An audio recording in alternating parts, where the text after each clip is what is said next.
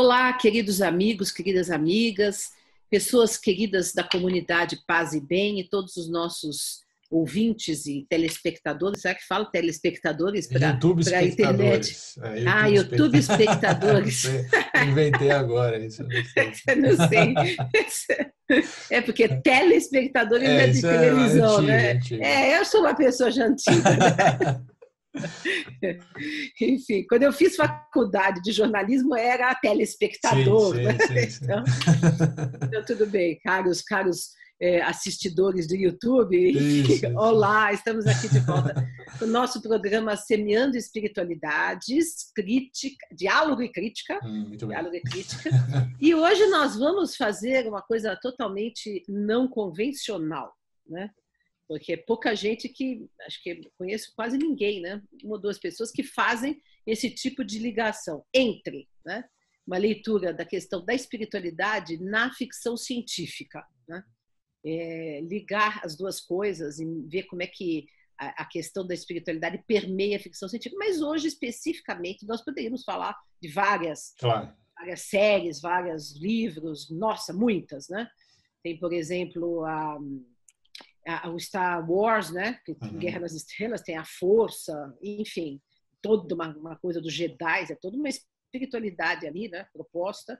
E outras, né? Tem livros que também têm essa pegada, mas nós vamos falar hoje da minha série preferida, Claro. entre todas, que eu sou uma tracker, do Star Trek, Jornada nas Estrelas, né? Que foi assim, que é um fenômeno, né? Um fenômeno de, sei lá, nem sei de explicar, um fenômeno sociológico, É, antropológico, é um né? fenômeno cultural, social Cultural, importante. muito interessante, porque assim, começou na década de 60, né? E até hoje estão se Sim. produzindo coisas do Jornal das Estrelas. Agora, recentemente, teve uma série do Netflix não, no Prime Video da Amazon, Da né? Amazon, é. Que Da era Amazon, do Picard, né? o Picard, lindíssimo, É, muito maravilhoso. bonito. Teve do Netflix uma outra, Discovery, é. Discovery, que eu É. não gostei. Eu não gostei. Eu não terminei de assistir porque eu achei muito violento, né? Ainda vai ter mais, o Picard vai ter mais Então. temporadas, a Discovery também. Então. Então. Mas vamos começar lá na série antiga, na primeira, porque ela foi uma revolução, né, na televisão americana. Apesar de aparentemente no início não ter tido muito sucesso, É, né? não teve mesmo. Ela estreou em 1966 e ela foi até Uhum. 1969. Ela teve 3 temporadas, não teve sucesso de público, foi cancelada. É E interessante, depois virou cult. E e depois depois virou virou cult, porque depois nas reprises, aí o público universitário, principalmente, assistia aquelas reprises e começou a criar uma base de fãs que criou assim uma adoração pela série é, e permitiu depois que te fizessem outras séries derivadas daquele universo, né? daí teve a Next Generation, a nova geração, teve Deep Space Nine, que eu não sei como é que é em português. Acho que é a É, Estação Espacial 9, é. uma coisa assim. Depois teve a A Voyager, Voyager, né? são Enfim, todas séries derivadas, séries derivadas. é, são sempre cenários diferentes nesse universo, no mesmo universo, né? Com, Uhum. com uma equipe diferente, um capitão diferente, todas essas séries têm essas variações. Mas a série original, ela se passa no século 23, e Sim. essas séries outras, a Nova Geração, a Deep Space Nine, a Voyager, elas se passam no século 24. Então tem Uhum. essa diferença de tempo entre elas. Agora, o que acontece é o seguinte, essa série, a primeira original, que teve um personagem assim de destaque, que para mim sempre gostei demais, foi o Uhum. Spock, né? Sim. Que é de um planeta, vulcano, orelha pontuda. Aliás, o pessoal fundamentalista religioso falava que ele estava representando o demônio, né? Não sei se você sabe, Sim. criticaram, etc., porque ele É, parecia o demônio, porque tinha uma orelha pontuda. E, no entanto, ele é o charme e a ligação interessantíssima, né, com ideias assim bastante diferentes e que também com espiritualidade dentro sim. da série, da primeira série. Mas antes eu queria falar o seguinte: essa série ela teve algumas coisas revolucionárias, porque, por exemplo, teve o primeiro beijo interracial da televisão americana, na época em que estava atuando Martin Luther King. Então, essa questão do interracial teve a participação também de uma personagem negra, né, preta, na série, que é a Nikele Nichols, que fez a Uhura, né? E ela era, assim, conversou, né, com Martin Luther King, né, sobre essas questões raciais, né, da época estava, justamente na época estava havendo todo o movimento de direitos civis, né? Ela fala, a história acho que é que ela pensou em sair da série e ele falou para ela não sair, né? Exatamente. Porque era muito importante a representação de uma mulher negra numa série de televisão em que ela estava E de aí pé de igualdade ali com os outros e personagens. no episódio ela beija o Capitão Kirk, né? É, Tem um beijo aí entre racial. Outra interracial. coisa interessante é que estávamos em plena Guerra Fria, né? E havia um personagem dentro da nave que era o Chekhov, né? Que era Que russo. representava o russo, né? Isso. Ele sempre, quer dizer, o Gene Roddenberry, que é o criador da Criador. série, que foi produtor e roteirista de muitos episódios dessa série clássica, que a gente chama de série clássica, que é essa da década de 60, e depois também da série da Nova Geração, ele também estava nessa Nova Geração, também criou tal, ele tinha essa visão humanista, né? Ele era um cara contra a religião, ele era muito crítico das religiões, mas ele tinha essa visão humanista de que o futuro da humanidade seria um futuro em que todo mundo tivesse junto, né? Não tivesse diferenças entre as pessoas. Apesar de ter as diferentes histórias, passados e relações e tal, mas as pessoas se viriam todos como iguais, né? Então essa é a base. Inclusive, o que acontece? Portanto, a Jornada nas Estrelas, né, a série em si, ela tem um caráter utópico, né? Exato. Porque mostra uma humanidade unida, sem fome, né? Uhum. Sem dinheiro, sem divisões, né? E que está singrando o espaço, né? Audaciosamente indo onde nenhum homem jamais esteve, para justamente conhecer, né? É uma jornada de conhecimento, não é Exato. uma jornada bélica, né? O tempo inteiro eles falam, nós não estamos em missão bélica de conquista, mas de conhecimento do universo. Então isso é muito bonito, e também o vínculo que existe entre as pessoas ali, né, que é o que também dá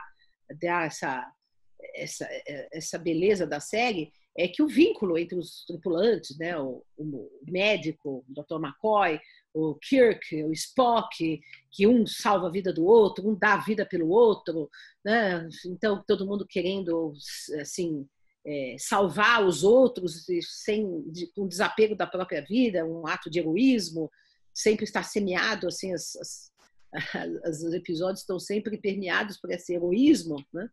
Então é uma coisa assim muito, né, que lembra os Três Mosquiteiros, coisa assim. Essa é a verdade.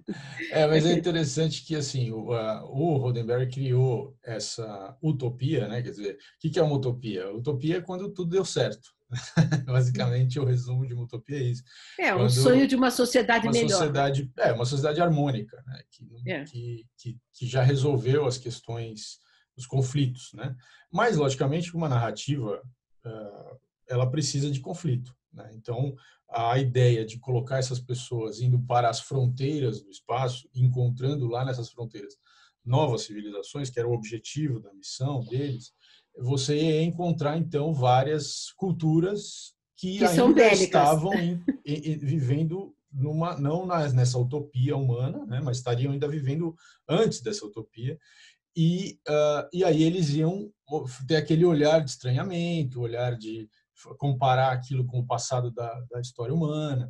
Então, funciona como uma metáfora. Muitos dos encontros que eles têm com essas raças alienígenas é uma metáfora sobre a nossa condição, porque essas raças, elas, na verdade, elas mostram aspectos né, da nossa condição humana agora, para tentar mostrar um olhar de fora, digamos assim, né? Eles, no caso, humanos, vivendo uma utopia, teriam um olhar de fora sobre isso. E isso é muito rico. A ficção científica tem essa característica, né, de ser muitas vezes uma crítica do presente, com um olhar supostamente do futuro ou de outro planeta, né? Então isso é muito interessante porque nos permite esse distanciamento, né, da realidade presente e fazer uma crítica de maneira metafórica, né? É por isso que é tão interessante. Realmente, nós temos também, por exemplo, eu me lembrei agora de uma autora que eu gosto muito, da Doris Lessing, que escreveu muita ficção científica, e ela também tinha essa questão de fazer uma crítica do presente a partir da ficção. Né? Sempre né? Sempre é. E essa é a beleza da ficção, é o interessante da ficção científica. Exatamente. Agora, a questão, lógico, da espiritualidade também permeia tudo isso. Embora, quer dizer, o Gene Roddenberry coloque, então, uma sociedade humana sem uma religião institucionalizada, né? Isso não significa uma ausência de espiritualidade. Exatamente. Né? E, no caso, por exemplo, os vulcanos, aí, que representados pelo Spock, na primeira série, tem uma espiritualidade interessante, porque eles têm vários rituais, né? E outra coisa, tem toda uma filosofia que é a contenção das emoções, né? Parece às vezes um pouco oriental, né? Um pouco budista, né? Que é porque tem muita meditação, né? Tem meditação, muita meditação, né? Tem também o desapego aos desejos, né? Dos desejos, né? Então isso lembra um pouco, lembra também um pouco a filosofia estoica, né? Sim. Que é assim a controle das emoções, da época dos romanos, né? Dali a controle das emoções, a igualdade de ânimo, jamais se deixar afetar pelas coisas, né? Isso é também um pouco estoico, e o Spock tem essa característica, mas a sua filosofia de vida, assim, que é a vulcaniana, ela é o tempo inteiro discutida. Eles também desenvolvem a telepatia, né? Eles têm poderes telepáticos, né? No seguinte, eles fazem a fusão de mentes, né? Então eles conseguem ler a mente, né, do outro, mas também o outro, quando ele lê a mente do outro, o outro consegue também ler a mente dele. Então são capacidades assim, interessantes. Não, e é interessante dizer que justamente nesse momento da história em que estava acontecendo essa primeira série, né, original, havia o chamado boom psíquico, né, tanto nos Estados Unidos quanto na União Soviética. Sim. Muita pesquisa sobre paranormalidade, sobre telepatia, sobre clarividência, né? Existem, por exemplo, o Ryan, da Duke University, da Universidade Duke, que era um pesquisador desta época. Na União Soviética havia também muita pesquisa, né? Tem um livro chamado Experiências Psíquicas Atrás da Cortina de Ferro, da Lynn Schroeder, que é uma jornalista americana que fez toda essa pesquisa, mostrando que então essas coisas também se refletem lá. Porque naquele contexto aquilo estava fervendo, né? Então o cara porque vários temas do momento entram na série, claro, né? Claro. E que são temas, na verdade, universais, né? Por exemplo, tem episódios que falam da contracultura, dos hippies, né? Enfim, tem vários episódios que retratam problemas da época que, infelizmente, continuam sendo problemas nossos. Sim, são problemas humanos. Mas é interessante, por exemplo, essa história dos vulcanos é muito interessante porque tem um pouco essa coisa que você estava falando das experiências sobre parapsicologia, né? Porque é isso, quer dizer, a parapsicologia, enquanto ela é tratada pela religião, ela é vista de forma mística, né? São forças, são capacidades, são transcendências, não tem, e a ciência da parapsicologia vai tentar entender cientificamente o que é isso, como é que funciona, tal. Então tem a razão aí, né? E os vulcanos têm exatamente esse conflito, quer dizer, a razão versus essa coisa que não tem uma explicação racional. Então, na história dos vulcanos, você tem lá num determinado momento aparece um cara, que é o Surak, que é um personagem histórico da história dos vulcanos, que chega a essa conclusão, que era preciso ser puramente racional. E ele tem os escritos dele lá e tal. E aí, a partir daquele momento, a sociedade vulcana adota isso e passa a ser uma sociedade harmônica. Eles eram uma sociedade bélica antes disso. Então, essas histórias, isso obviamente aconteceu muito antes do que a gente vai ver Spock e tal, né? Por exemplo, outra coisa que é interessante é quando aparece o Surak, ele faz esses escritos e a maior parte da sociedade vulcana adota esses escritos e passa a viver de forma absolutamente racional, tentando suprimir as emoções através de meditação, de rituais, que é interessante, né? Quer dizer, você adota a racionalidade, mas não suprime totalmente os rituais porque eles são necessários para você conseguir ser totalmente racional. Isso é um aspecto bacana, cara. Mas assim, tem vulcanos que não aceitam isso, e eles saem, eles fogem. Rebeliões, Exato, eles vão morar em outro lugar e aí eles passam a ser conhecidos como os Romulanos, que depois são os inimigos ferozes da Federação dos Planetas Unidos e de toda a série Star Trek. Eles são sempre os inimigos, assim.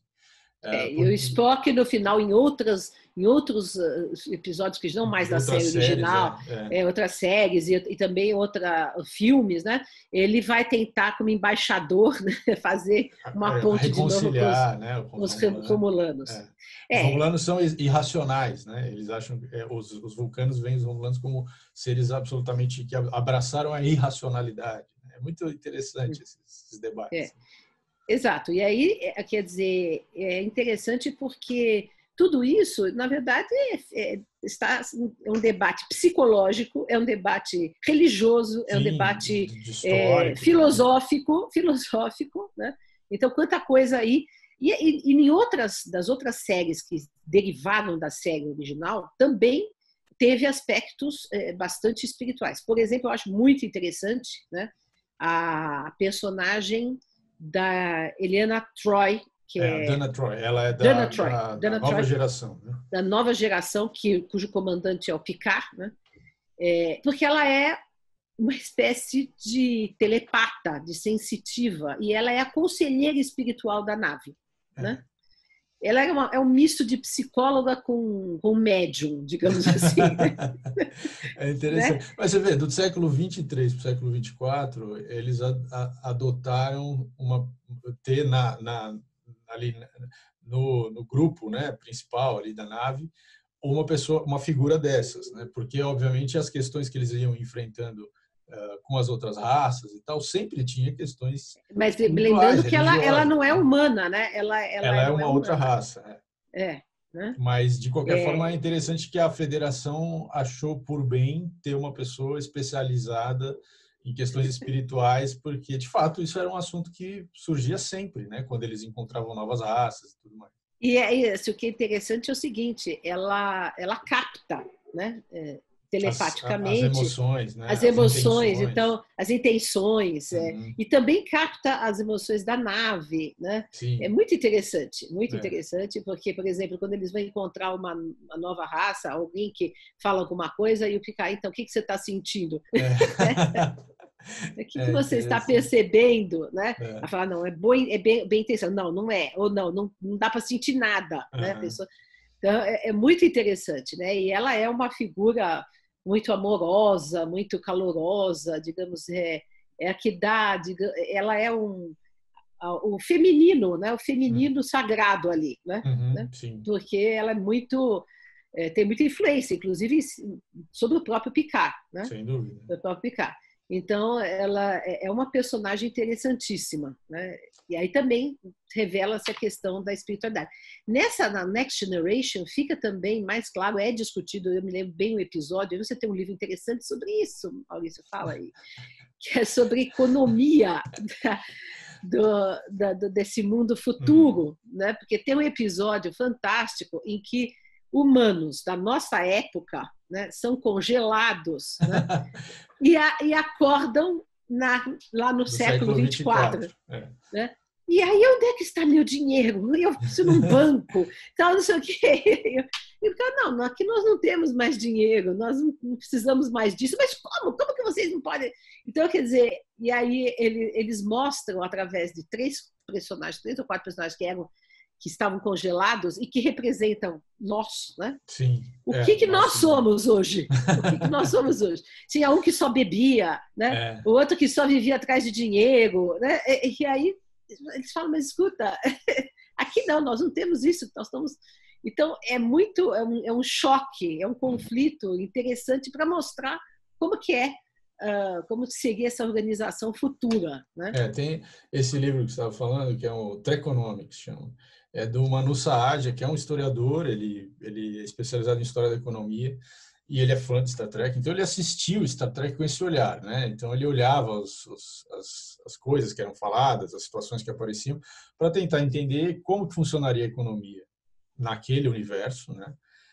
E como que seria a engenharia reversa disso para os nossos tempos, quer dizer, como que desse mundo que a gente vive, com esse sistema que a gente tem aqui, como que ele avançaria para chegar no século 23, 24, nesse modelo que é o que se apresenta na série.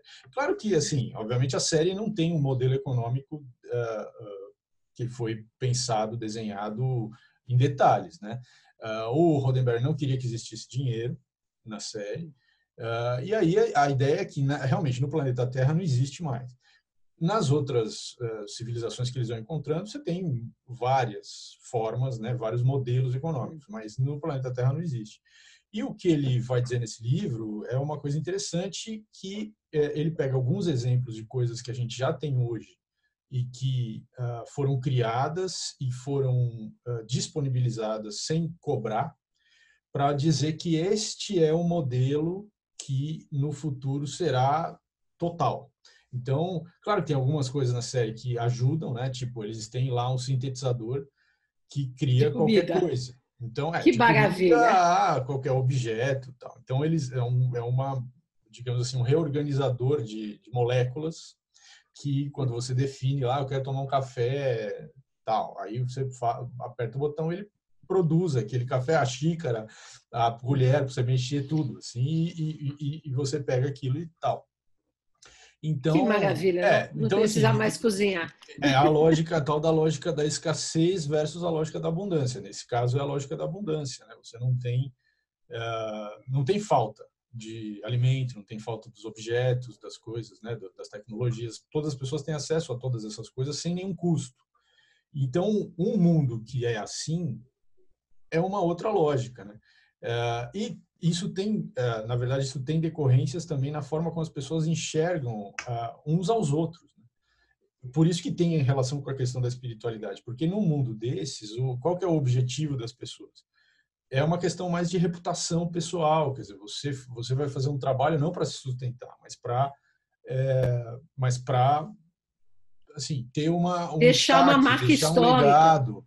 Deixar uma marca E histórica. esse trabalho pode ser, na verdade, você pode ter uma vocação ou uma curiosidade para uma coisa específica que não seja ser um capitão de uma nave, porque isso parece que é o ápice, digamos assim, né, pelo que a gente assiste na série. Mas você pode, por exemplo, ficar super intrigado em como é que funciona um sintetizador e ser o cara que vai desenvolver esse sintetizador, avançar ele e tal. E isso digamos, uma coisa mais invisível, mas é uma questão pessoal, interna, de satisfação pessoal e tal. A busca da própria satisfação é que é o motor da coisa. E é uma coisa interessante que é o seguinte, que uma das coisas que é discutida, que é muito atual, mas muito atual, é o seguinte: para avançarmos socialmente, nesse sentido de não ter dinheiro, de não ter poder, de não ter opressão, digamos, na sociedade, todo mundo se realizando, é preciso fugir da tecnologia, né? Essa é uma questão. E na série de Star Trek, não, a tecnologia ajuda, ao invés de ser um problema. Né? Exatamente. E aí há episódios em que eles vão, por exemplo, para planetas, etc., que humanos ou outras raças, outras raças tiveram a ideia de se isolar socialmente, não ter tecnologia para criar uma sociedade, digamos, sem problemas, sem conflitos, sem fome, etc. E aí também é interessante, porque alguns episódios desse mostram que, de repente, se estabelece o poder de uma pessoa sobre as outras, né? Que geram fanatismo, né? De repente tem uma postura assim opressora também de uns para com os outros, quer dizer. Sim. Então, eles na verdade, que o Gene Roddenberry é uma premissa também da série, que a tecnologia deveria estar a serviço do ser humano, mas seria boa a tecnologia, é um aspecto positivo que deve ser preservado e desenvolvido. Quanto mais se desenvolver a tecnologia, melhor para que nos Exatamente. alivie, né, dos trabalhos. Então, por exemplo, toda essa questão que nós estamos hoje enfrentando, que hoje tem uma discussão enorme sobre a inteligência artificial, né? Uhum. Todo mundo em pânico com a inteligência artificial, né? E na série da Star Trek tem inteligência artificial. Já na primeira série tem os computadores que falam, que Sim. organizam, tal, não sei o quê. Tem uma discussão sobre o computador não tomar a dianteira, o ser humano ser sempre o controlador da coisa. Uhum. Mas já na Next Generation, na nova geração, tem o Data, que é um robô, né? É um Um personagem androide. que É um androide. completamente artificial. Mas é quase um humano. Sim, sim. Né? Fala, Esse anda. debate tem um episódio especificamente que ele pergunta para o Picard, né? O que é morrer? O que é a morte? E aí o Picard não tem uma explicação, obviamente, né? Ele fala, algumas pessoas acham que é isso, algumas pessoas acham que é aquilo. Mas aliás, tem outro episódio também que tem um debate sobre se ele é um ser que pode ser considerado um ser consciente ou não, ou se ele é simplesmente uma ferramenta. Esse debate E é se muito, ele tem esse é um, direitos? se ele E tem se ele tem direitos, direitos? e eles no fim conseguem provar que sim, ele é um ser consciente, ele tem consciência da própria existência, portanto ele não pode ser usado como uma simples ferramenta. Isso é um valor muito forte, o valor da vida, né? O que é a vida, né? Isso é uma coisa que muito repetidamente aparece na série, que é uma indagação espiritual, no fundo. Né? A ideia de direitos humanos, né, que se estende aos direitos universais, não só Exatamente. humanos, mas de todas as raças, né? Inclusive os androides, Exatamente. é uma coisa muito permanente ali, quer dizer, é muito humanista. É Né? muito humanista. Muito humanista. A raça que convida os seres humanos, toda a mitologia da série, a raça que convida os seres humanos a participar dessa federação desses planetas, tal, são os vulcanos. Né? Os vulcanos.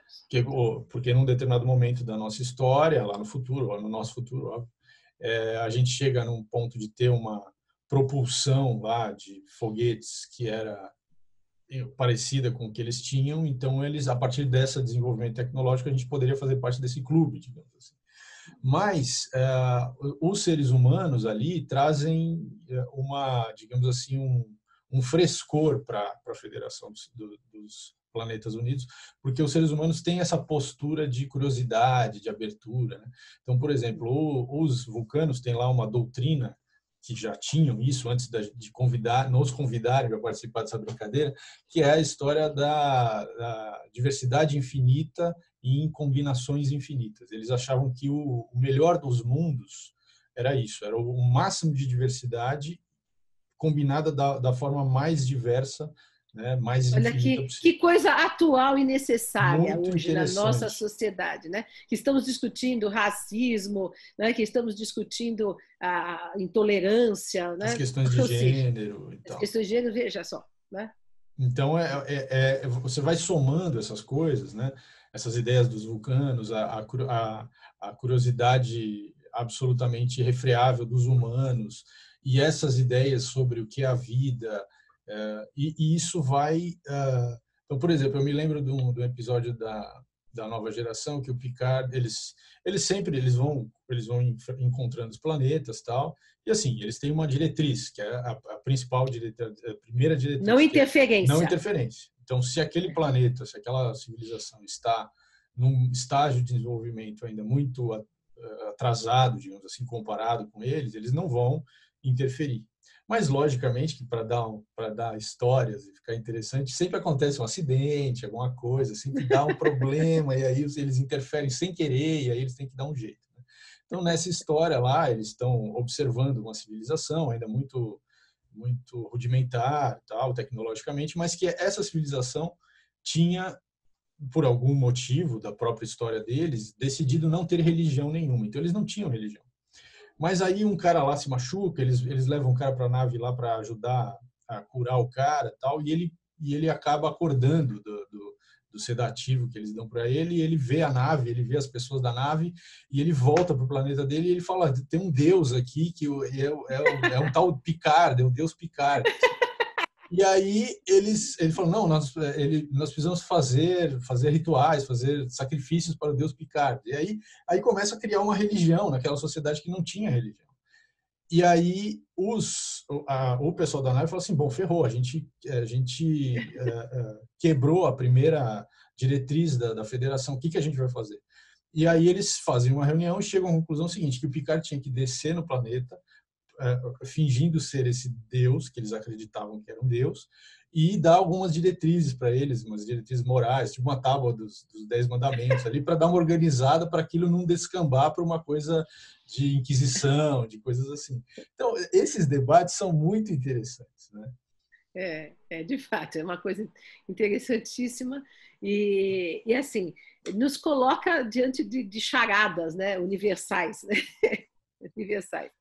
Mas assim, essa lei primeira diretriz deles, que tem desde da primeira série, né? Isso é básico. Da não interferência.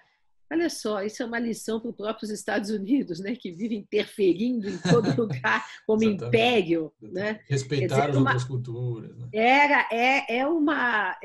Assim, na verdade, toda a série contém uma crítica aos Estados Unidos também, Sim. né? A questão interracial, a questão da Guerra Fria, tudo. Contém uma crítica aos Estados Unidos, né? A própria civilização americana. Né? É um olhar baseada no dinheiro, né? É. Que é toda capitalista, toda em cima do dinheiro. Então, a série é, digamos assim, uma manifestação da contracultura. Né? Sim, sim. Que nasceu na época da contracultura sem também. Dúvida, né? Então, foi embebida na época de Martin Luther King, na época da contracultura, de todos os questionamentos lá da década de 60 que houve, né? Então, isso foi, na verdade, é muito forte, está ali presente e ainda continua sendo um questionamento, né? de todo esse nosso mundo, como ele é estruturado. Né? Como ele é estruturado. Agora, eu queria citar também uma outra série que também tem um aspecto espiritual muito forte, talvez aí é que mais a questão religiosa é discutida, que é o Deep Space Nine, a Estação Espacial 9, né? Que tem ali dois povos em conflito, né? Os cardassianos e os bajorianos. Exato. Né? E esses cardassianos são terríveis, né? Eles são ditadores, são, enfim, né? São bem cruéis, bélicos, né? São bélicos, são cruéis, são opressores, etc. E os bajorianos, que estavam até então sob o domínio do Cardassia, eles são libertados, né? E os humanos estão, digamos assim, ajudando os bajorianos, né? E aí esses bajorianos são profundamente religiosos, né? Profundamente religiosos. Tem uma guia espiritual, tem rituais, e tem cultos, etc. E tal. E aí fazem do Cisco, que é o personagem, o capitão da Estação Espacial, que é humano, ele é humano. Que é humano, né? E é um negro, né? Também outra coisa interessante, olha aí, sem dúvida. Capitão negro, né? Eles fazem dele um profeta, né? Quer dizer, identificam ele como que está ajudando, né, a civilização bajoriana a se libertar dos cardassianos e se proteger dos cardassianos. Então, ele é considerado como um profeta. E tem toda uma questão espiritual. Ele estava muito traumatizado pela perda da mulher, né? Ele fica só com o filho, e aí eles fazem, quer dizer, promovem sonhos em que ele vê a mulher. Enfim, é uma série de... Essa Estação Espacial Nova, Deep Space Nine, tem um debate muito interessante porque você vê a mesma situação por dois pontos de vista. Né? Então, os bajorianos entendem o que está acontecendo a partir do ponto de vista da religião. Então, o Cisco, ele entra em contato com esses deuses dos bajorianos e ele fala, os deuses falam através dele. Então, ele é um profeta. Para os bajorianos, ele é um profeta. Para ele e para o pessoal da nave, aqueles deuses, na verdade, são uma raça alienígena que é benevolente, né? Uma raça benevolente que quer ajudar os bajorianos, uma raça que eles conseguem viajar no tempo, eles conseguem alterar eventos do passado para moldar o futuro, eles têm capacidades muito histriônicas, assim. Mas eles têm uma boa intenção, eles não querem acabar com os cardassianos, eles querem criar uma harmonia e eles estão usando o Cisco como um vetor ali para causar situações em que leve a esse desfecho harmônico, mas E a nave, o Cisco, enxerga isso de forma científica, quer dizer, é uma raça alienígena que está usando a Estação Espacial 9 como um catalisador de uma situação que eles querem levar para frente. Mas os cardassianos enxergam ele como um profeta e enxergam Não, aqueles os seres bajorianos. Os como bajorianos. bajorianos, como um deus, né? Como deuses. Só que o Cisco muitas vezes fica confuso entre uma visão e outra, porque ele também tem as questões pessoais dele, tem as emoções, tem os traumas, e os deuses, ou os alienígenas, que estão usando ele como profeta, também trabalham essas coisas nele. E ele não sabe exatamente como que eles trabalham, mas o fato é que trabalham, e ele vai se curando das coisas. Então, é muito interessante, porque a série toda, né, essa é uma história de fundo da série inteira, e você acompanha esses dois pontos de vista e não tem assim, uma conclusão. Na verdade, é a visão científica. Não, na verdade, é a visão religiosa. Não, as duas visões são pontos de vista sobre a mesma coisa. Né? Isso é muito interessante. E nessa série também tem uma nova raça aí que aparece, que são os Ferengi. Né? E esses Ferengi, eles só pensam em dinheiro, eles São comerciantes. ultracapitalistas. Né? São cabeceiros. Então, eles são muito mal vistos na série, né? Como aquelas pessoas que não são confiáveis, porque só tudo é dinheiro, né? Tudo é dinheiro, não são confiáveis, não tem princípios morais, né? Então, olha só, o que dá para discutir, né, numa ficção científica? É muito interessante. É muito Inclusive, nesse Deep Space Nine, por exemplo, tem a questão do terrorismo religioso, né, porque tem alguns bajorianos que são fanáticos e fazem atos terroristas. Né? Não aceitam que um humano seja um profeta deles, tem tudo não, isso. E não aceito também a escola, porque tem uma escola na nave. Esse Olha episódio só que da escola é muito bom. esse é muito bom, muito atual, porque Muito. acontece o seguinte, é uma japonesa, né, que ela agora não me lembro o nome dela, mas ela é a professora da escola da nave, e na escola tem gente de todas as raças e de diferentes religiões, né? De diferentes religiões, tem humanos, tem ferengues, tem bajorianos, tal, então tem várias raças. Tem tudo. Tem tudo. E aí o que ela faz? Ela dá um ensino supra, não está fazendo uma religião, um ensino confessional, está dando um ensino científico e tal. E os bajorianos, alguns fanáticos, acham que ela está doutrinando, né? Contra a religião. Olha só que coisa atual, gente. Escola sem partido. Né? Esses bajorianos fanáticos eram partidários de uma escola sem partido, quer dizer, confessional para eles. Né? Da religião deles. Né? Eles, né? Quer dizer, que ensinasse a religião deles. E que não desse ciência, porque ciência desmontava as religiões. Né? Então, vejam, olha só que discussão fantástica. E eles cometem, inclusive, um ato terrorista, né? Sim, contra a escola. Para tentar acabar com a escola. Olha só, né? Briga entre judeus e palestinos no mundo contemporâneo. Né? Eles espelham tudo isso na série. Né? Exatamente. Então, quer dizer, é muito interessante porque essas discussões todas, olhadas de um outro ponto de vista, né, nos fazem ver quão ridículos nós somos. Essa é a grande vantagem, né? Porque esses mundos criados na imaginação, você pode, na verdade, testar hipóteses, né? Fazer coisas, então, e fazer críticas, né? Então, eles fazem as duas coisas ao mesmo tempo. Eles testam hipóteses, fazem críticas, e se a gente olhar com esse olhar, é muito rico. Né? Por exemplo, esse cara do Treconomics, ele fala que o GPS e a internet são coisas que são tecnologias que foram desenvolvidas e que foram depois dadas para a sociedade humana para trabalhar em cima delas. Quer dizer, não tem ninguém que ganha dinheiro porque criou a internet ou porque criou o GPS. Na verdade, ganha-se dinheiro em cima de coisas que vão trabalhar com essas tecnologias, mas essas tecnologias são abertas. Né? E aí ele fala que o futuro da humanidade é isso, coisas abertas que não sejam vendidas, não se ganhe dinheiro sobre isso, e que isso vai fazer a nossa sociedade ser uma sociedade sem dinheiro, sem necessidade de dinheiro. Né? Então, essas coisas que a série coloca como se fosse normal, são coisas instigantes, né? Da gente pensar em como que a gente poderia ser assim, né? que tipo de debate a gente precisa fazer hoje para chegar nesse ponto, né? Então é realmente muito rico. E assim, a gente gosta de sonhar também, né? Com a ficção científica a gente sonha. Agora, eu gostaria, no meu sonho, eu queria essa sociedade humana, do jeito que Star Trek põe, mas no meu sonho eu não queria guerras interestelares, né? Bom. O Carl Sagan, que é um grande cientista astrônomo, né? Ele tinha uma tese que eu gosto muito, né?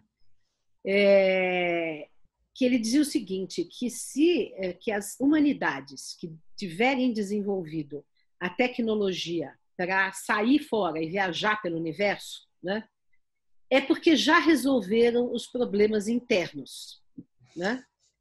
Já resolveram, já se resolveram em si, como planeta, né?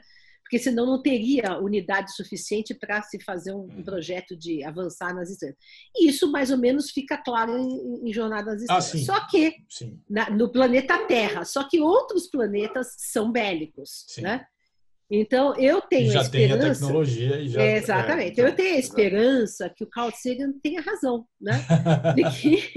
Porque, claro, que há outros mundos habitados, óbvio que há outras humanidades, né? Isso é claro, né?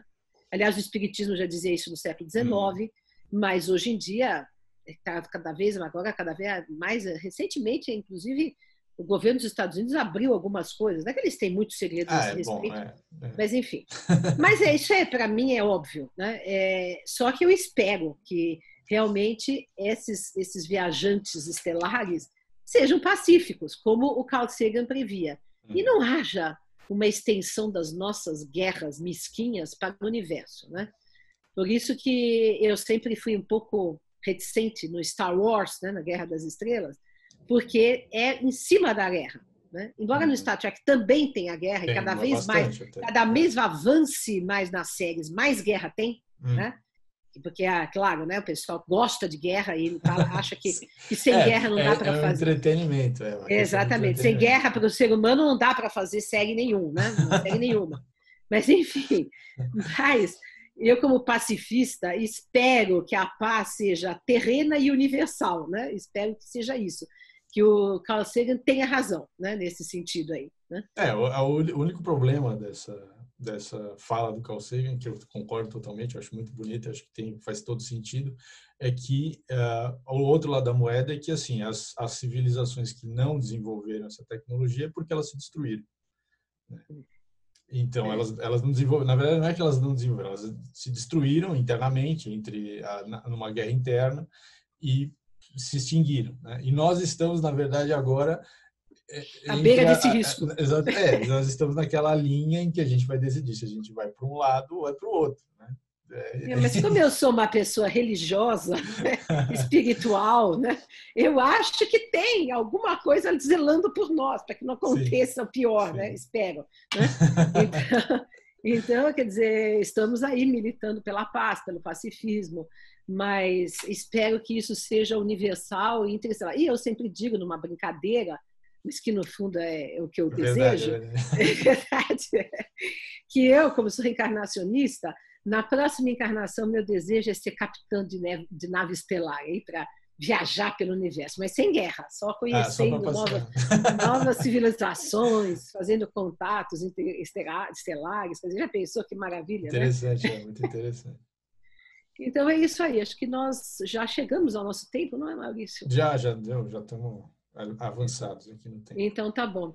Então ficamos por aqui hoje, espero que tenham gostado dessa nossa viagem, né?